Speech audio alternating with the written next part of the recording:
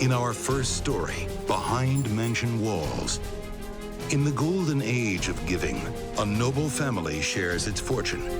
Public service was something that was just expected. Until greed destroys the legacy. She just never seemed to have enough. She always wanted more. And later, when wealth is an addiction, we need more money. Let's get more money. some will sell their souls to get a hit. Like most evils in the world, this was all motivated by greed. We can understand murder in a highly charged emotional circumstance. But murder for money, murder for wealth is so cold. I'm Christopher Mason. Behind mansion walls, there's no crime in having millions of dollars. It's how you acquire them that's important. Honestly, or with a touch of fatal greed.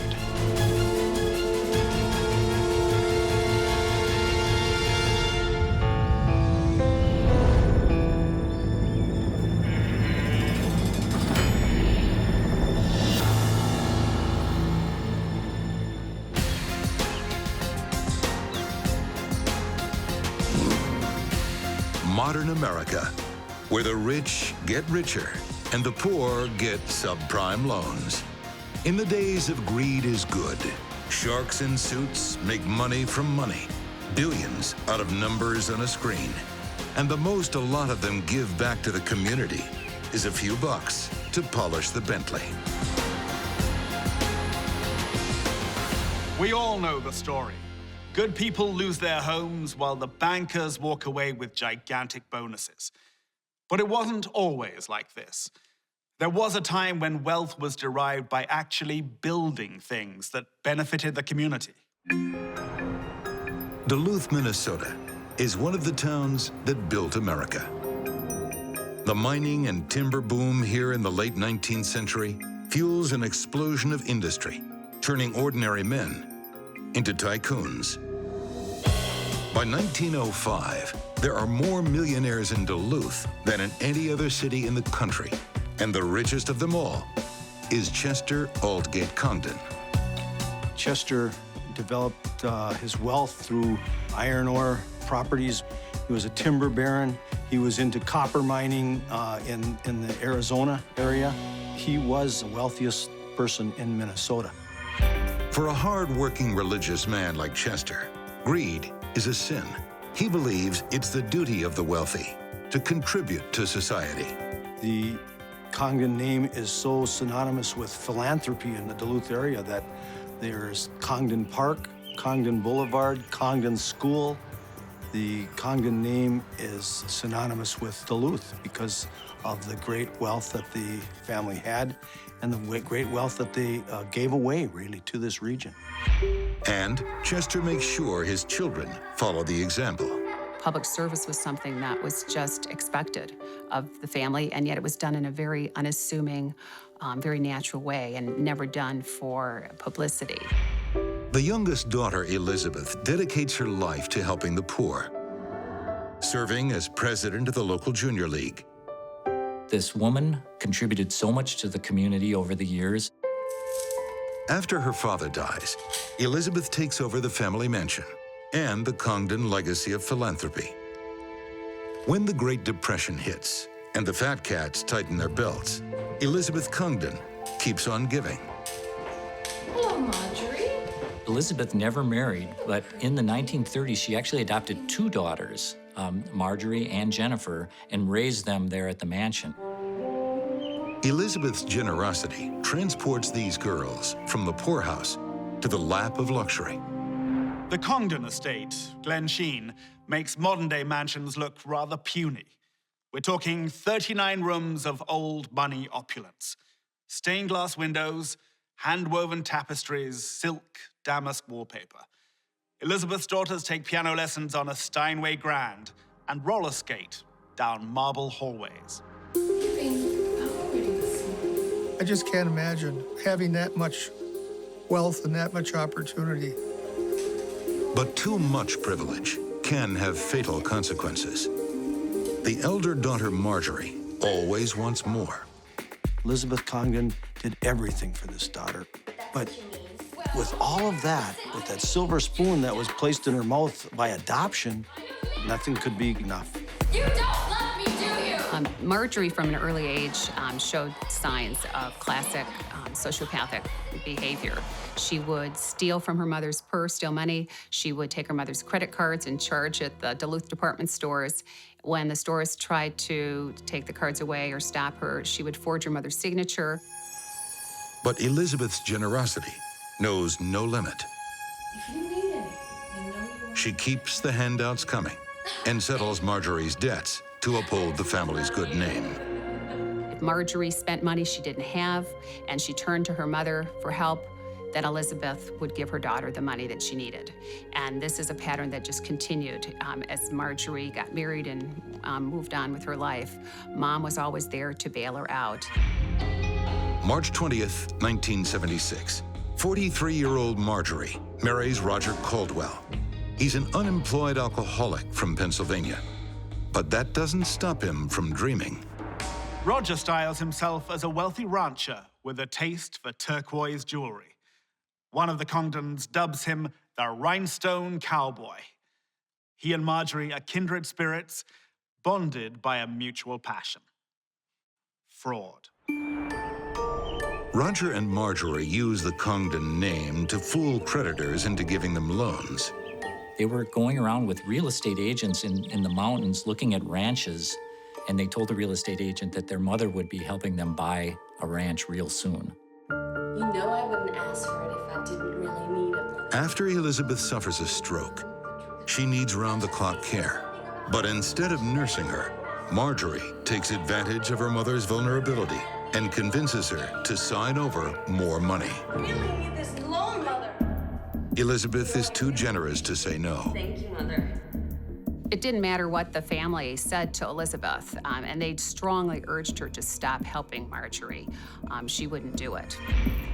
But Elizabeth isn't the only one with keys to the vault. The trustees of the Congdon estate have the authority to stop the payments. And they say enough is enough. The trustees cut Marjorie off completely. They said no more money. So Marjorie, who'd grown up I wouldn't ask for at it. the mansion living on the shores of Lake Superior, had money all her life, suddenly found herself living in Denver with her new husband, and they were broke. Marjorie's husband, Roger, is not happy. He's just gotten used to the life of a big spender, living off his mother-in-law's handouts. He lobbies the trustees, but they refuse to release the cash flow he wants. Roger had been there a month before and had been turned down. But he finds out something about Elizabeth Congdon's will that changes everything. When she dies, Marjorie will inherit more than $8 million.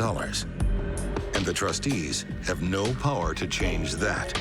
Elizabeth was the last surviving child of Chester Congdon, and so she was worth tens of millions of dollars. Roger Caldwell wanted to speed up the inheritance of the family fortune. Generous Elizabeth, who never hesitated to share her wealth, is perhaps only a few years from dying a natural death. But that's not quick enough to satisfy fatal greed. If Roger kills her now, his debts will be cleared, and he'll be set for life. On June 24th, Marjorie pens in her own handwriting a document which gives Roger Caldwell $2.5 million of her inheritance upon the death of her mother. 3 days later, her mother's dead.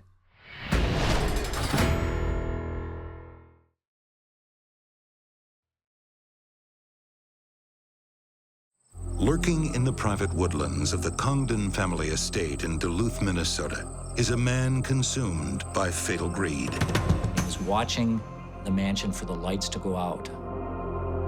Roger Caldwell wants to fast-track his wife Marjorie's inheritance to cover their massive debts and set them up for a life of luxury. It was nothing more than greed and not being willing to wait for the inheritance that set things in motion. To get the payout, he's willing to murder his helpless mother-in-law, Elizabeth Congdon, who spent her life helping the needy. She's 83 years old and partially paralyzed.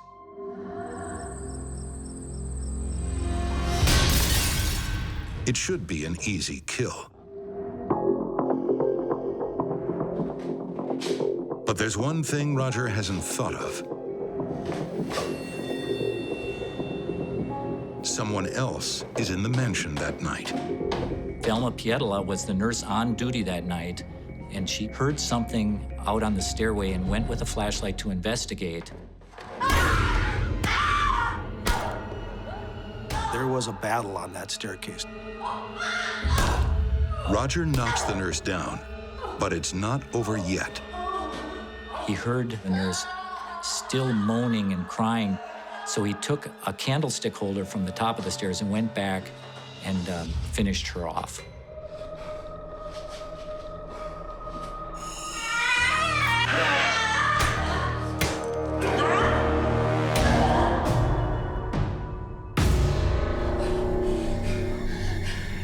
Blinded by greed, Roger has become a monster.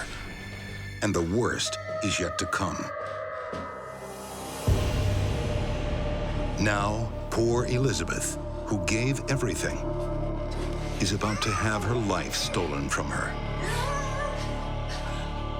She resisted to the point where her nose was abraded. The skin had come off her nose from rubbing her face on the bottom of the pillow. Two elderly women shown no mercy by a money-hungry murderer. He even slips the jewelry from his mother-in-law's lifeless hands. Then, Roger ransacks the house and escapes into the night. On June 27, 1977, when the bodies of Elizabeth Congdon and Velma Pietola were discovered, it sent shockwaves across Duluth, across this entire region, across the entire state. It was part of front-page news as far away as Hawaii. Everyone wants to know, who killed Elizabeth Congdon? It's not long before suspicion falls on Roger Caldwell. Shortly after I arrived there, the other two detectives told me about what they were hearing about Marjorie and Roger and their financial problems. Congdon family members tell investigators they believe Roger Caldwell is involved. And Roger has left some telltale signs at the scene. We had physical evidence that placed Roger Caldwell at the murder scene as well. Some comparison of hair evidence and some blood evidence. But something doesn't add up. Roger had only been to the mansion once in his life and had only been into the lower level, had never been upstairs to the bedrooms, and really wouldn't have had a good first-hand knowledge of the layout of the mansion. With 39 rooms to choose from, how did Roger know exactly where to find Elizabeth? And then the Congdon family drops a bombshell. This is not the first attempt on Elizabeth's life. 3 years earlier, Elizabeth became seriously ill after eating homemade marmalade. The next day, a powerful sedative, not on Elizabeth's schedule of medications, was discovered in her system. Whispers at the time suggested her daughter Marjorie may have been involved. The family found out about it through a blood test. Detective Gary Waller recalls the shocking revelation that cast a cloud of suspicion over Marjorie. The family suspected foul play, but they chose not to alert the authorities. It seems that may have been a grave mistake. The family never, ever brought this to our attention in 1974. Wealthy families, they don't want people looking inside. You know, they take care of things themselves, but they could hardly take care of two dead bodies in the house. And on top of that, This could blow the case wide open. all we have to do is get you inside the house at 6. Detectives hatch a theory. Got to do this now. So, imagine what They now believe Roger and Marjorie could be involved in the murders. These things can put my neck in a noose. I overheard some of the police officers talking about Colorado. you need to just chill. But my neck's on the line. Detectives get a tip that Roger and Marjorie are living in a motel room in Denver. You have no respect whatsoever. The cops have a search warrant, and it doesn't take them long to hit the jackpot. Fruits of the crime are actually in their possession. Rather clever of her. Looks like it'll be an easy bust. I see it time and time again. When greed is the motive, caution goes out the window. Rather than cover his tracks, Roger stamps his telltale footprints where everyone can see them. An envelope with his handwriting on it was postmarked in Duluth the day of the murders and mailed to Roger and Marjorie's hotel room in Denver. But she knew I liked her. Inside the envelope is an ancient gold coin from Elizabeth Congdon's private collection. Cops believe it was a signal from Roger to Marjorie to tell her the job had been done. With that postmark, they were able to prove that Roger was actually in Duluth on the day of the murders. Roger denies everything, but analysis of the envelope will later reveal his thumbprint. If there's one thing that cops like almost better than the truth, it's a good lie that we can prove is a lie. I know, but it still costs a lot of money for her to do that. Detective Waller isn't impressed by Marjorie's performance either. Amazing, isn't it? Most of it's fake, though. My first instinct was that she was manipulative, that she thought she was smarter than us.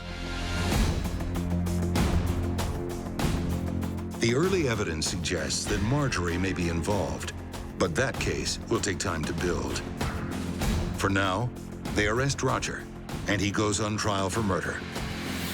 The evidence against him is piled high as the Glensheen Mansion rooftop. He was in possession of the goods stolen from the mansion. His blood was found at the scene of the murders. We had hair evidence, and we had this contract. This document written by Marjorie 3 days before the murders on June 24th, 1977, that gave Roger $2.5 million of her $8 million inheritance upon the death of her mother. And they both signed off on it. It's a contract. July 10th, 1978. Roger Caldwell gets back-to-back life sentences for 2 counts of first-degree murder. Emboldened by the result, the next day, Minnesota authorities arrest Marjorie on murder and conspiracy charges. Marjorie commits over $1 million of her future inheritance to a top attorney and some expert testimony to defend herself. She was able to afford some of the same expert witnesses at her trial that O.J. Simpson had at his trial. In Marjorie's trial, there was some new evidence that popped up, including an expert who said maybe that thumbprint that helped convict Roger really wasn't Roger's thumbprint. Marjorie's legal team casts reasonable doubt all over the evidence from Roger's trial, blowing the prosecution's case apart. Marjorie is acquitted of all charges and walks free. Those who had questioned her innocence are left to rethink their suspicions. Was Roger acting alone after all? Here's the deal. Only one person knows for sure if Marjorie was the mastermind, Roger Caldwell, and he's not talking. Based on Marjorie's lawyer's thrashing of the evidence that convicted Roger, Caldwell appeals his sentence and is offered an incredible plea bargain. If he signs a confession for second-degree murder, he'll walk free based on time already served. Or he can go back to trial. He said he thought about it for about 3 or 4 seconds and said, "Where do I sign?" Justice was not served by the plea bargain. For Roger Caldwell to only spend 5 years in prison for these horrific murders of Elizabeth Congdon and her nurse, justice wasn't done. In his confession, Roger doesn't point the finger at Marjorie or provide any new information. He always just stuck to the very basic outline of breaking into the house, surprising the nurse on the stairway, and going up and killing Miss Congdon. In the end, Roger never saw any of the spoils from that fateful night. And Marjorie only received about a quarter of her inheritance. Most of it went to the lawyers. In the game of fatal greed, everybody loses. This was a crime committed for greed, truly fatal greed. Back in Duluth, the locals still mourn the loss of their great benefactor, Elizabeth Congdon. With her death, the golden era of giving comes to a tragic end, and the days of greed is good begin. After years of waiting in vain for his share of the Congdon fortune, Roger Caldwell kills himself in despair. Today, Marjorie Congdon lives in Tucson, Arizona, on probation for fraud. The Congdon name still holds its place in Minnesota history, with some memories happier than others. Still to come, behind mansion walls. For the princes of Beverly Hills, a lavish lifestyle is a birthright. They spent money on anything they wanted to spend money on. But for an exclusive band of brothers, too much is not enough. And they'll learn that the con game is not for boys. This was way more than any of these kids had bargained for.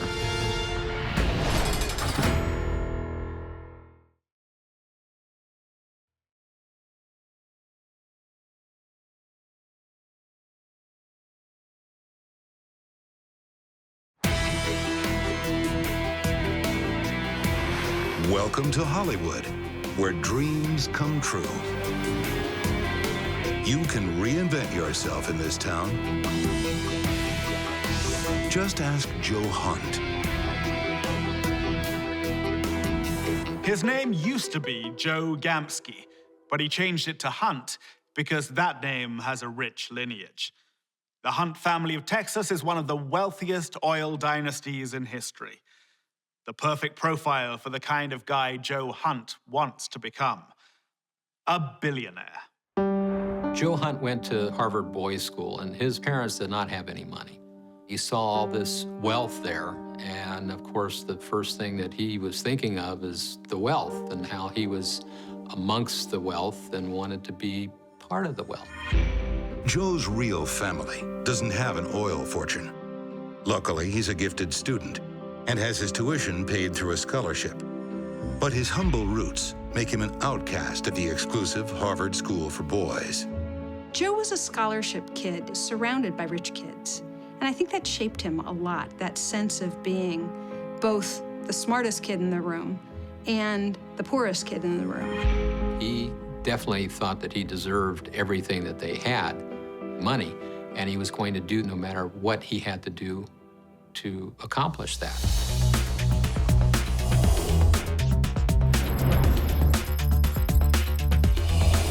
Joe plans to get rich quick, the Wall Street way. So he races through a business degree, then heads to Chicago and works as a commodities trader, buying and selling bulk goods on the international market. After a year, he thinks he's Gordon Gekko and decides to start his own company. But first, he needs money. He thought that if he just had money, he was smarter than anybody else. He could go put it into the commodities market, and because he was smarter than anybody else, he would succeed. Then, Joe has a revelation. His Silver Spoon schoolmates could connect him to the startup cash he needs. The idea was really to bring a bunch of kids with a lot of good contacts, affluent parents, affluent friends, to attract investors. Back in Beverly Hills, he tracks down popular former classmate Dean Carney and lays on the sales pitch. Joe Hunt said that he was doing trades on the Chicago Mercantile and was bragging about all that he had done. Dean is impressed and agrees to help Joe with the venture. He'll round up some wealthy Harvard School boys, and Joe will deliver the spiel. With his mastery of commodities trading, he'll turn their trust funds into fortunes and make them partners in a new investment group he calls the Billionaire Boys Club, BBC for short. We're all about money, right? Yeah. All right, this is about money. Joe is a smooth-talking salesman, and he's found the perfect incentive for these idle sons of wealth. A lot of the kids in the BBC were kind of lost. They weren't quite sure what they were going to do next. And here was Joe saying, it's okay, you don't have to start at the bottom. We can all start at the top. And we'll be extremely wealthy without ever really having to work very hard for it.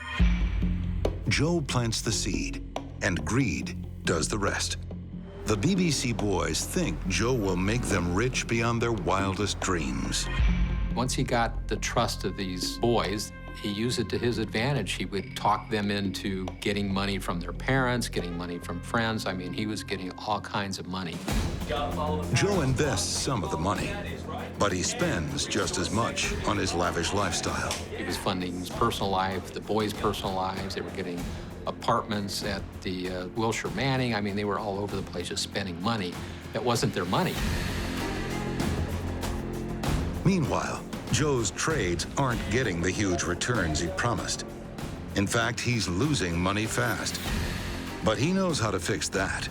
He would doctor up the statements after each month, and it looked like they were doing very well with their investments. By faking the impressive returns, Joe maintains a steady flow of eager investors. Joe Hunt's School of Finance sounds more Bernie Madoff than Gordon Gekko. He's not only robbing Peter to pay Paul, he's robbing them both to pay himself. A classic Ponzi scheme. When people asked to get paid, he would pay by getting other people's money. He didn't hesitate to lie, to cheat. He continued to live in the style that he was becoming accustomed, without letting them know that really their money was just gone. Japan, I love Japan. And even when some folks get burned, Joe's smooth talk keeps their wallets wide open. Dean Carney's parents put $50,000 in and lost it, and Joe actually talked them into investing another $50,000 or so. I mean, that's how good he was. I'm happy, so you should be happy. Joe's tactics have placed him on a slippery slope, but he still thinks he can win big the Wall Street way, like a true player.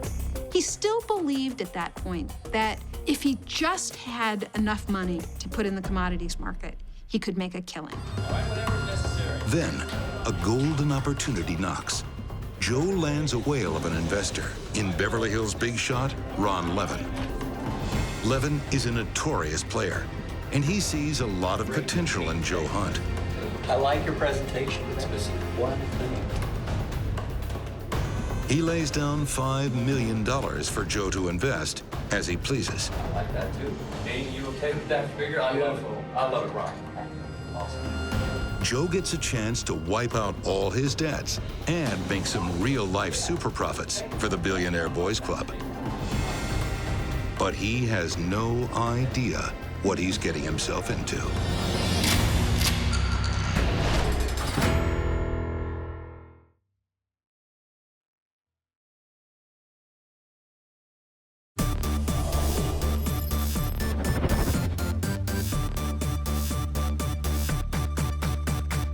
In the great age of American industry, bold young entrepreneurs built modern wonders to rival the ancient pyramids.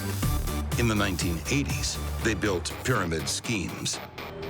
Smooth-talking Joe Hunt is a poster child for this era of excess. Joe Hunt acquired a lifestyle before he really acquired a living. Joe thinks he's a Top Gun trader and that the commodities market is his private ATM. But so far, he's on a losing streak. Then, Beverly Hills player Ron Levin gives Joe a $5 million chance to prove himself. But there's a catch. Joe can only trade the money through Ron's personal brokerage account. Joe worked with the brokers there and invested the money in the commodities market. And he was getting these statements every month showing that he was making lots and lots of money. He was doubling and tripling this money, and Joe Hunt was just ecstatic. He was bragging to everybody about all this money that he was making. I know you know, but hey, let's get into it. At last, Joe is the runaway success he always knew he would be. The account statements show he's turned Ron's $5 million into almost 14. More than $8 million profit. For now, it's just numbers on a page. But that's not going to stop him spending. Big time. BBC company policy is buy now, pay later. He went out and bought a motorcycles and went out to these big dinners and clothes and so on and so forth. And they had cars. I mean, they had nice cars. So it was just no limit to the money that they spent. They did a lot of celebrating. They lived very well during that period. But then things started to go south. Ron Levin kept not coming up with the money. Joe would say to him, "We've made all this money, half of it is mine. You get half, I get half. I want the money." And Ron kept saying, "Yes, soon, yes, soon." And this went on for weeks. There's something about Ron Levin that Joe should have thought of before making any deals. Ron Levin was one of the purest con men ever to live. His whole life was about conning other people. Yeah, I got your $5 million. Con Man 101, pop quiz. How do you get Louis Vuitton luggage for free? Well, this is how Ron Levin did it. Take a Rolls Royce for a test drive, pull up to the Louis Vuitton boutique in Beverly Hills. Tell them you'd like to see how many bags you can fit in the Rolls. Load it to the brim, and then drive off. If he had to give back everything that he'd gotten through scams, he wouldn't have anything. Ron has scammed Joe, but he hasn't done it for money. He's done it for fun. Ron Levin lived for amusement, and the BBC boys amused him. He thought of them as just kind of this temporary little amusement in his life. One night, alone at the office, Joe Hunt finally learns the truth. Ron can't pay him his cut of the $8 million in profits because they don't exist.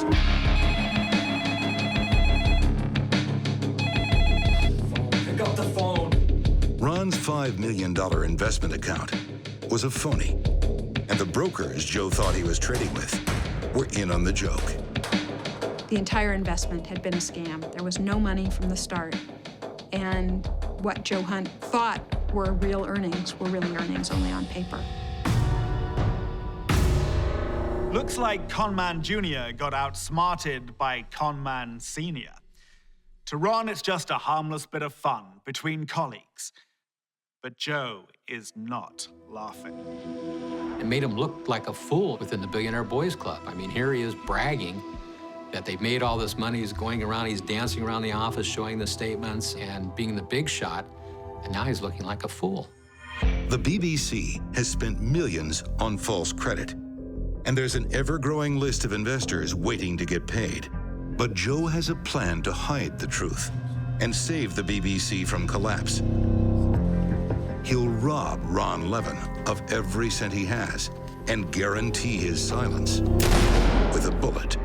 Joe Hunt was very methodical. He did to-do lists for everything. So when he decided to kill Ron Levin, he made a to-do list.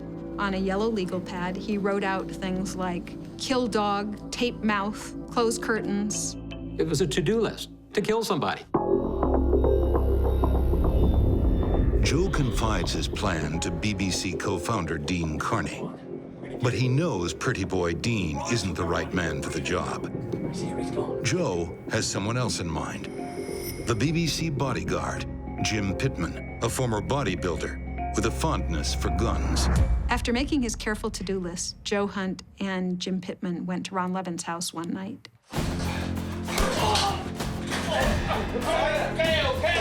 Okay. Put your signature right there. Ron barters for his life with all the money he has in an offshore account. They made Ron Levin sign a check for $1.5 million on a Swiss bank account because he had blank checks. But it's the last check Ron Levin will ever sign.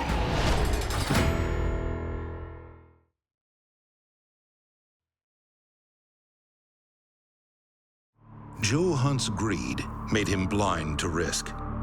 He thought he was a player, but he got played by a notorious con man, Ron Levin.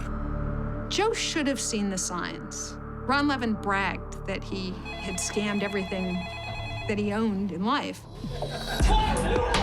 Ron Levin pays with his life. The BBC gets a $1.5 million payout, or so they think.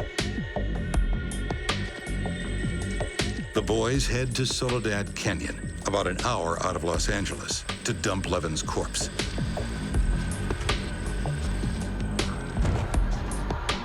In this remote location, it's unlikely the body will ever be found. But they're not taking any risks. They shoot up Ron Levin's face to disguise his identity. In the game of fatal greed, Joe Hunt has graduated with flying colors. At first, he conned investors into bankrolling his ambitions and his lifestyle. Then he lied and cheated to cover his debts. Now, he murders for money. Back in Beverly Hills, Joe Hunt tries to cash in his blood ransom. The $1.5 million should be just enough to keep the BBC afloat. The check that Ron Levin signed over to Joe Hunt for $1.5 million on a Swiss bank account, Joe thought was going to save them. But even from beyond the grave, trickster Ron Levin has one more surprise for the Billionaire Boys Club. There wasn't any money in that account. It was an account that Ron Levin had had because there was status in having a Swiss bank account. Joe Hunt is devastated and fresh out of ideas. With no money coming in, the BBC rank and file are losing faith. The whole BBC was on the verge of collapse. People were starting just not to believe in Joe Hunt anymore. Then, out of the blue, Joe gets a lifeline. A new BBC recruit, Reza Eslaminia, is eager to impress, and he says he knows a way to turn around the BBC's fortunes. Joe and BBC co-founder Dean Carney believe their new club member, Reza, could provide an avenue to millions of dollars. All their money troubles could be over in one hit. Reza Eslaminia is a wealthy son of privilege. His father, Hedayat Eslaminia, is a rich Iranian dignitary living in Northern California. A key state's witness will later allege that Joe planned to force Hedayat to sign over his assets to his son, Reza. Reza promised that he would share this with the BBC, everyone would be happy. Everyone except Hedayat Eslaminia. The plan was to kidnap Hedayat Eslaminia and then torture him until he gave up his money. It's a desperate plan, but if they can just pull it off, they'll all be in the clear. Hunt believes Reza's father is worth $30 million. They put him in the back of a U-Haul van that they'd rented. They drove him down to Los Angeles, but halfway down, he died in the trunk before they'd gotten him to sign over anything to his son, before they'd managed to do anything. If two people hadn't died in gruesome circumstances, you'd call this a comedy of errors.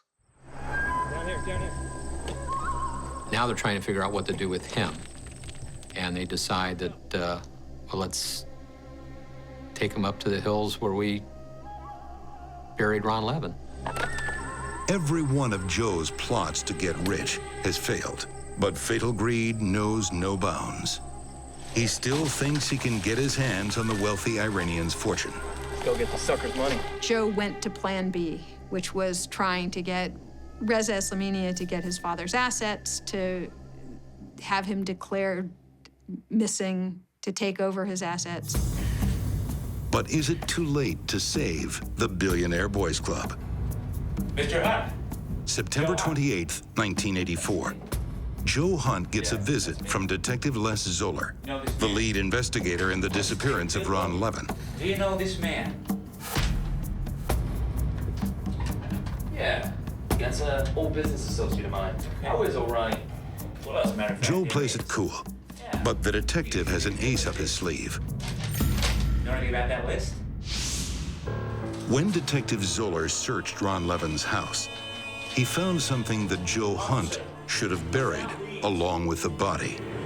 Joe Hunt's to-do list, which Joe Hunt had left behind the night that they killed Ron Levin. Oops. Perhaps the last item on that list should have been, don't leave the list behind. A bit of an oversight, wouldn't you say? I would say that that was a pretty major oversight. You wrote this list, didn't you? I'm not gonna say anything more until I have a lawyer. So you're saying this is not your handwriting? I have nothing to say. Well, I'm gonna be seeing you, boy. I gave him a copy of the 7-page to-do list. And I said, what can you tell us about that? And he starts looking at it, and his whole demeanor changed. Joe's to-do list is vital incriminating evidence, but it's only the beginning. The whole corrupt empire of the Billionaire Boys Club is about to be blown to pieces from within. Dean Carney got to a point where he realized what he was involved in, and he couldn't live with himself. Dean Carney spills the beans on the entire operation. Dean Carney was one of the few people that had the full knowledge of what was going on in the Billionaire Boys Club. He takes Detective Zoller up to Soledad Canyon to look for the bodies.